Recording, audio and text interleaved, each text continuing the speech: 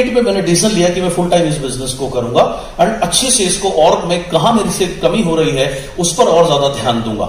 सो मुझे एक बात समझ में आई, 2 महीने में मेरा नेटवर्क क्यों स्ट्रगल कर रहा हूं। मैं सभी लोगों को इन्वाइट कर रहा हूं आने के लिए, 30-30 किलोमीटर आने के लिए। ट्रैफिक में 1.5 से 2 घंटे लगते थे एक तरफ आने के लिए, जाने के लिए तो 4 घंटे वो लोग वो विजन नहीं देख सकते, वो नहीं आते। तो मुझे समझ में आया अगर लोगों को मीटिंग तक ले जाना मुश्किल है तो मीटिंग को लोगों के पास ले जाना पड़ेगा। सो मैंने उस दिन के बाद से जितनी भी बिजनेस मीटिंग्स होती थी उसमें मैं हमेशा रजिस्टर लेकर के बैठता था, नोट्स बनाता था और बहुत ध्यान से देखता था कि कौन सा प्रेजेंटर किस स्लाइड पर क्या बोलते हैं, कैसे प्रोडक्ट डेमो करते हैं, कैसे प्रोडक्ट के बारे में बताते हैं, कैसे प्लान के बारे में बताते हैं, और हर चीज के नोट्स बनाकर घर में जाकर के उसको मैंने रिवाइज करना या याद करना या लर्न करना शुरू कर दिया। सो कुछ हफ्तों के बाद या कुछ दिनों में मुझे मीटिंग करने की प्रैक्टिस करनी शुरू कर दी, मुझे मीटिंग करनी आ गई। सो मैंने 1-on-1 करनी शुरू कर दी। मैंने एक आदमी को बिजनेस समझाना शुरू कर दिया। अब मैं इन्वाइट करने के चक्कर में ना पड़ के जहां भी मुझे मौका मिलता वहां मैं उनको 1-on-1 बिजनेस समझाने लगा, और थोड़ा बहुत जिनको बात समझ में आती उसके बाद फिर मैं उन्हें इन्वाइट करता। सो ऐसे धीरे धीरे मेरा थोड़ा थोड़ा नेटवर्क खिसकने लगा, थोड़ा थोड़ा नेटवर्क मेरा बनने लगा। और उसके साथ साथ फिर मैंने धीरे धीरे होम मीटिंग भी करी। होम मीटिंग मैंने कैसे करनी सीखी, ये भी एक छोटा सा इंसिडेंट है। मैं एक दिन अपने उस कंपनी के ऑफिस में गया, दोपहर का समय था। सो ट्रेनिंग हॉल हुआ करता था। मैंने ट्रेनिंग हॉल खोल के देखा तो एक बहुत बड़े लीडर थे, वो उनकी कोई टीम आई हुई थी गुजरात से, तो वो उनको सिखा रहे थे कि होम मीटिंग कैसे करते हैं। मैं चुपचाप वहां बैठ गया, नोट्स बनाने शुरू किए। उन्होंने सीखा या नहीं सीखा मुझे नहीं पता, लेकिन मैंने वहां से जरूर सीख लिया। और उसके बाद में मैंने होम मीटिंग करनी शुरू कर दी, चार्ट पेपर लेकर के, और ऐसे बिजनेस समझाना शुरू कर दिया। सो जब मैं लगातार होम मीटिंग करने लगा, इससे धीरे धीरे मेरा नेटवर्क बनने लगा। और क्योंकि मैं डेली शाम को बिजनेस मीटिंग में जरूर जाता था, चाहे मेरा कोई गेस्ट आए या ना आए, मैं कभी भी कोई भी बिजनेस मीटिंग मिस नहीं करता था। आज मैं लोगों को देखता हूं, लोग क्या करते हैं, एक सीएनटी में जाते हैं, 2 में जाते हैं, उसके बाद आप उन्हें को वो क्या कहते हैं, अरे वही तो सीएनटी है, मैं तो 10 बार सुन चुका हूं। और ये उनकी सबसे बड़ी गलती होती है। आप 10 बार सुन, या आपके गेस्ट नहीं आते जब आप आना बंद कर देते हैं। अगर आप लगातार आएंगे और आपके गेस्ट नहीं आएंगे तो यहां दर्द होता है, लेकिन अगर आप कंटिन्यू रखेंगे तभी वो सोल्यूशन है। उस स्थिति से तो आपको निकलना है। अगर आपने जाना बंद कर दिया तो आपका नेटवर्क कैसे बनेगा, राइट। सो मैं डेली शाम को बिजनेस मीटिंग में जरूर जाता था। और एक बार रन डाउन बन रहा था, यानी कौन प्रेजेंटर क्या पार्ट करेगा। उस दिन लोग कम थे जो प्रेजेंटर्स थे, तो किसी ने मुझसे पूछा कि आप रोज आते हो, कि आप ये छोटा सा पार्ट कर सकते हो। एक स्लाइड का पार्ट था। मैंने कहा जी मैं कोशिश करता हूं। तो उन्होंने मेरे को एक स्लाइड बोलने के लिए दे दी। उसकी मैंने थोड़ी सी तैयारी करी, 10-15 मिनट में। सुनता तो रोज था, लेकिन जब खुद करने की बारी आई 5-10 मिनट खुद को मेंटली प्रिपेयर किया। और जब मैं स्टेज पे गया बोलने के लिए, 60-70 लोग थे, एयर कंडीशन हॉल था, लेकिन यकीन जानना मेरे पसीने बहुत छूटना शुरू हो गए थे। और दिल ऐसे धड़क रहा था मानो कि बुलेट ट्रेन अभी इंडिया में आई भी नहीं है, लेकिन मेरे दिल में बुलेट ट्रेन 1998 में आ गई थी। इतनी तेज मेरी हार्ट बीट हो रही थी।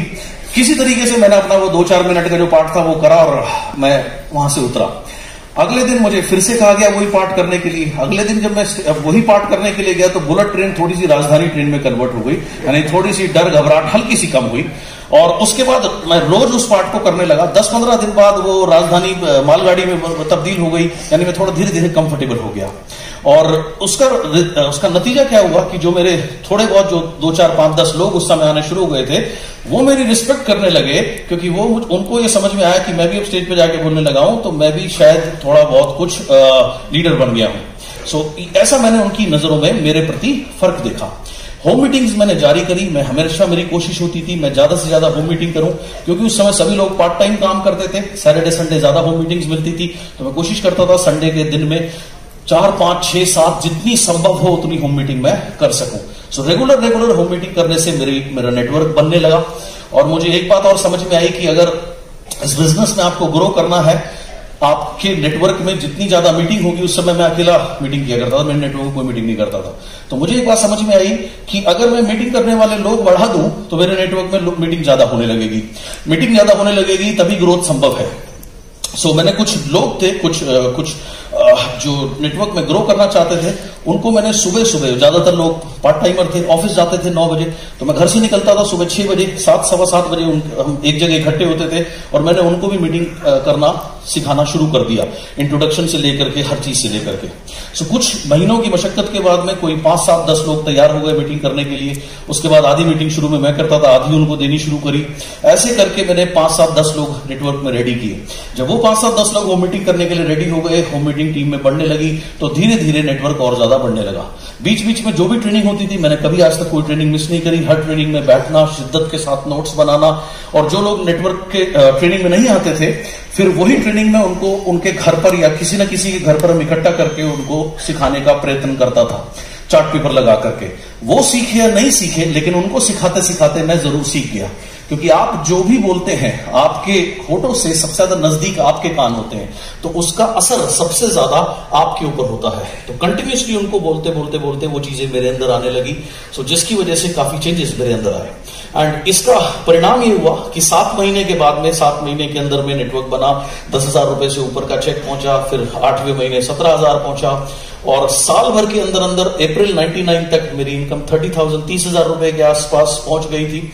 और साथ में फिर टीम के लिए मैंने थोड़ी छोटी जो होम मीटिंग्स, होम ट्रेनिंग्स करनी शुरू करी। तो शुरू में क्या होता था, जब ट्रेनिंग शुरू करी थी तो घर में 1 या 2 लोग आते थे, लेकिन निरंतर करने से थोड़ी संख्या बढ़ने लगी। 3, 4, 5 हुई, 7 हुई, 10 हुई। और क्योंकि रेगुलर करते थे, रेगुलर एवरी संडे, रेगुलर करने से एक दिन ऐसा हुआ कि ड्राइंग रूम में बैठने की जगह भी नहीं बची।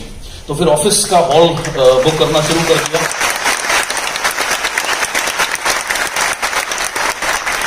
लोग ये गलती क्या करते हैं कि वो कोई भी एक्टिविटी शुरू करते हैं, उनको कुछ दिन बाद परिणाम नहीं मिलता ना, वो बंद कर देते हैं। आपको एक दिन में कभी कोई परिणाम मिलेगा नहीं। आप एक दिन में इतने बड़े नहीं हुए, तो एक दिन में नेटवर्क कैसे बन जाएगा आपका, राइट? अल्टीमेट चीज क्या है? कंसिस्टेंसी। आपको अगर लोग नहीं आ रहे, बजाय एक्टिविटी बंद करने के आप एक्टिविटी जारी रखो, और फिर आप और ज्यादा प्रयत्न करो कि उसमें आपके लोग बैठे। सो मैंने जब ये चीज कंटिन्यू करी, तो ड्राइंग रूम छोटे पड़ने लगे, जिसकी वजह से जो उस कंपनी का हॉल था उसको बुक करना शुरू कर दिया, उसमें टाइम स्लॉट लेना शुरू कर दिया। वहां लोग बुलाने लगे। शुरू में वहां भी लोग कम आते थे, राइट? कोई ना कोई बहाने सबके पास में होते थे, लेकिन अगेन उस चीज को वीकली कंटिन्यू करने से धीरे धीरे लोग बढ़ने लगे, और अल्टीमेटली भीड़ होने लगी। एंड इस साल भर तक आते आते इस तरीके से नेटवर्क बन गया ठीक ठाक। 30-35 हजार रुपए की इनकम पहुंच गई। नीचे 7, 8, 10 लोग प्रेजेंटर बन गए, उनकी भी इनकम 15-20 हजार रुपए पहुंच गई। एंड सब कुछ